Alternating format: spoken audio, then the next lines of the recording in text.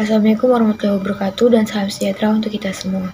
Perkenalkan, nama saya Venska Marlina Effendi dan hari ini kita akan belajar bersama-sama mengenai pengecekan kebenaran data hasil pengukuran.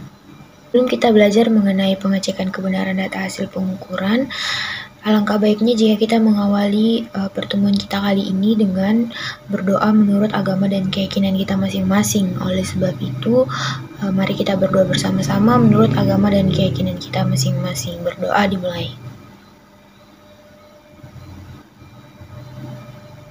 Berdoa selesai. Seperti yang sudah saya katakan tadi, bahwa hari ini kita akan belajar mengenai pengecekan kebenaran data hasil pengukuran.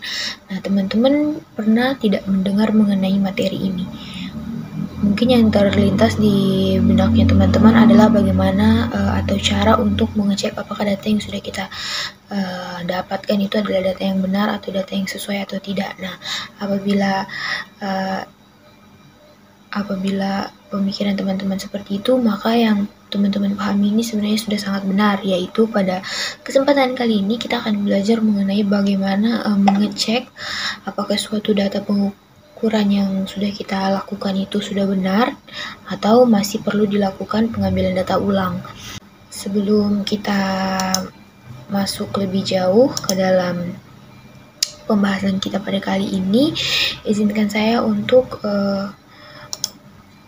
memaparkan atau menyampaikan tujuan pembelajaran yang harus kita capai secara bersama. Yang pertama yaitu peserta didik mampu menerapkan prosedur pengecekan kebenaran data pengukuran dengan tepat melalui studi kasus. Yang kedua, peserta didik mampu membandingkan data hasil pengukuran dengan toleransi alat dengan tepat melalui studi kasus. Jadi pada kesempatan kali ini kita akan belajar lebih banyak dari kasus-kasus atau contoh-contoh data yang berhubungan dengan materi kita.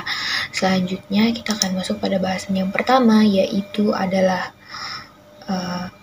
prosedur pengecekan kebenaran data pengukuran.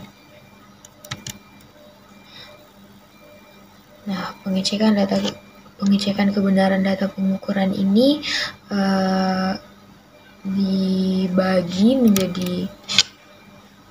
dibagi atau dapat dilakukan menjadi dua cara. Yang pertama yaitu kontrol benang tengah dan kontrol jarak optis. Nah, untuk kontrol benang tengah ini dilakukan melalui perhitungan rumus, yaitu benang tengah sama dengan benang atas ditambah benang bawah dibagi dua. Nah, jadi apabila teman-teman sudah melakukan pembacaan data, baik itu melalui dengan menggunakan teodolit maupun meter pas, tentu teman-teman akan memperoleh yang namanya nilai benang atas dan benang bawah. Untuk mengetahui apakah pembacaan teman-teman ini sudah benar atau belum, teman-teman bisa melakukan perhitungan dengan menggunakan rumus ini, yaitu di mana benang atas ditambah dengan benang bawah kemudian dibagi dua. Apabila hasil dari itu sama dengan benang tengah, maka perhitungan atau pembacaannya teman-teman itu sudah tergolong benar.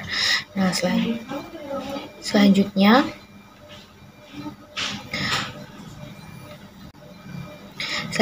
yaitu kontrol jarak optis. Nah, kontrol jarak optis ini dapat digunakan dengan menggunakan rumus, yaitu jarak optis sama dengan benang atas dikurang benang bawah dikali 100%.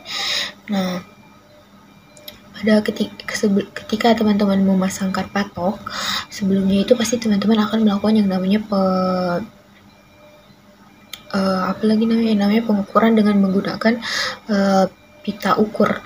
Nah, jadi teman-teman bisa nih membandingkan antara perhitungan jarak optis setelah pembacaan dengan perhitungan jarak langsung menggunakan pita ukur. Apabila tidak melebihi 30 cm perbedaannya, maka teman-teman bisa melanjutkan pembacaan, karena itu artinya bahwa data yang teman-teman dapatkan atau yang teman-teman sudah baca ini bisa tergolong dengan benar. Tapi apabila lebih dari 30 cm, maka teman-teman perlu melakukan pembacaan ulang, karena itu tandanya bisa jadi ketika dilakukan pembacaan rambu ukur itu tidak berdiri dengan tegak, atau bisa jadi ketika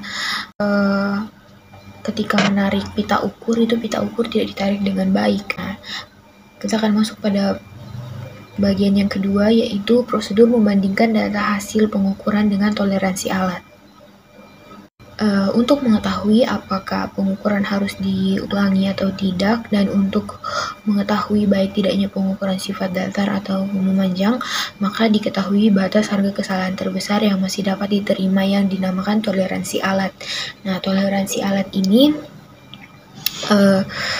bisa kita jadikan sebagai salah satu acuan sebelum data itu diolah. Jadi apabila kita masih berada di lapangan, maka kita harus hitung toleransi alat ini dulu. Apabila data kita masih masuk dalam toleransi alat, maka kita bisa langsung melanjutkan pengukuran atau pembacaan kita. Tapi apabila lewat, maka kita harus melakukan pembacaan ulang. Nah, untuk mendapatkan toleransi alat, rumusnya adalah 2 kali benang tengah dikurangi benang bawah ditambah benang atas, itu hasilnya harus kurang dari 2 mili. Nah, untuk lebih jelasnya lagi nih, di sini saya sudah membuat sebuah contoh soal yang bisa teman-teman perhatikan bersama-sama. Di sini pembacaan bak ukur atau rambu pada suatu titik adalah didapatkan benang atasnya yaitu 1,431 meter, benang tengahnya 1,268 meter, dan benang bawahnya 1,105 meter. Nah, kemudian kita diminta untuk menganalisa data di atas apakah bacaan tersebut sudah tepat atau harus dilakukan pengukuran ulang. Nah, kita akan melakukan atau mengeceknya, menganalisisnya dengan toleransi alat yang ada di slide sebelumnya tadi. Nah, seperti yang sudah dipaparkan di slide sebelumnya, maka rumus yang harus kita gunakan yaitu adalah 2 kali benang tengah dikurangi benang bawah ditambah benang atas, hasilnya harus kurang dari sama dengan 2 mili.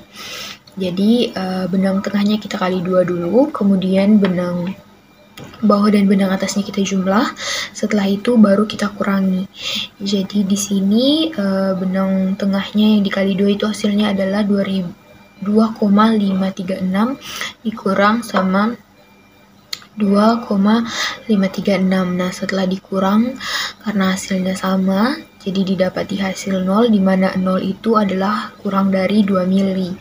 Jadi karena hasil perhitungannya 0 atau kurang dari 2 mili, maka perhitungan ini sudah tepat atau sudah benar, jadi sehingga kita tidak perlu lagi melakukan pengukuran atau pengambilan atau pembacaan data ulang. Nah, saya rasa itu yang bisa saya sampaikan untuk materi kali ini. Mungkin teman-teman ada yang masih mengganjal, masih ada yang belum terlalu paham dengan apa yang saya sampaikan. Teman-teman bisa silahkan bertanya dan saya akan menjawab pertanyaan-pertanyaannya teman-teman sekalian.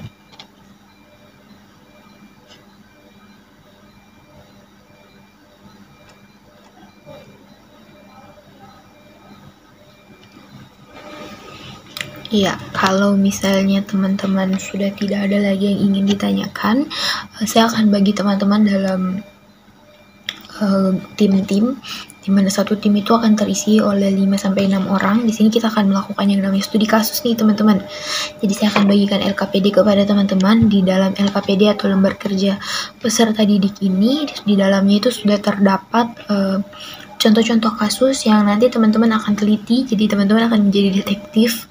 Teman-teman akan teliti apakah pembacaan ini sudah benar atau masih perlu lakukan pembacaan ulang, atau apakah pembacaan ini sudah sesuai. Begitu ya. Jadi saya akan bagi teman-teman dalam grup masing-masing 5-6 orang. Akan saya bagikan LKPD-nya untuk teman-teman sekalian. Apabila sudah tidak ada lagi yang ingin ditanyakan, maka saya meminta nih kepada teman-teman bahwa sebenarnya pembahasan kita hari ini mengenai pengecekan kebenaran data hasil pengukuran ini sebenarnya cakupannya masih sangat luas ya. Maksudnya ada begitu banyak jenis alat pengukuran yang kita pakai bukan hanya terbatas sekedar waterpass atau theodolit saja. Jadi teman-teman bisa menambah wawasan ilmu teman-teman sendiri dengan cara belajar mandiri, mencari sumber-sumber dari internet ataupun buku-buku. Saya harap teman-teman bisa bersemangat untuk lebih mau menggali lagi mengenai materi ini dan mempelajarinya secara mandiri ya. Kemudian apabila sudah tidak ada, saya meminta kepada teman-teman nih seperti pertemuan-pertemuan kita sebelumnya, yaitu teman-teman bisa menuliskan hal-hal yang sudah teman-teman pahami dari pertemuan kita kali ini di sebuah kertas, terserah. Tuliskan saja, saya tidak membatasi jumlah minimal ataupun maksimal lembarnya. Teman-teman bisa tuliskan apa saja yang teman-teman pahami dari pertemuan kita kali ini. Kemudian nanti bisa dikumpul ke saya, dikirim ke saya supaya saya bisa menjadikan itu sebagai bahan sebagai bahan penilaian saya, dan saya bisa tahu sampai sejauh mana pemahaman dari teman-teman semua. Jika tidak ada lagi yang ingin bertanya atau yang ingin disampaikan, saya ingin menyampaikan informasi bahwa kita akan ketemu pada pertemuan selanjutnya dengan materi-materi dengan KD baru, yaitu KD 3.21. Seperti yang sudah dibagi di RPP-nya, teman-teman bisa lihat untuk materi 3.21 dan teman-teman bisa pelajari supaya di pertemuan selanjutnya kita bisa membahas lebih dalam lagi mengenai 3.21 ini. Seperti tadi kita sudah mengawali pertemuan kita ini dengan doa, jadi alangkah lebih baiknya jika kita juga mengakhiri pertemuan kita ini dengan doa. Oleh sebab itu saya ajak kita semua bersama-sama satu dalam doa. Menurut agama dan keyakinan kita masing-masing, berdoa dimulai. Ya, mungkin itu sekian yang bisa saya sampaikan. Lebih dan kurangnya saya mohon maaf. Wassalamualaikum warahmatullahi wabarakatuh dan salam sejahtera untuk kita semua.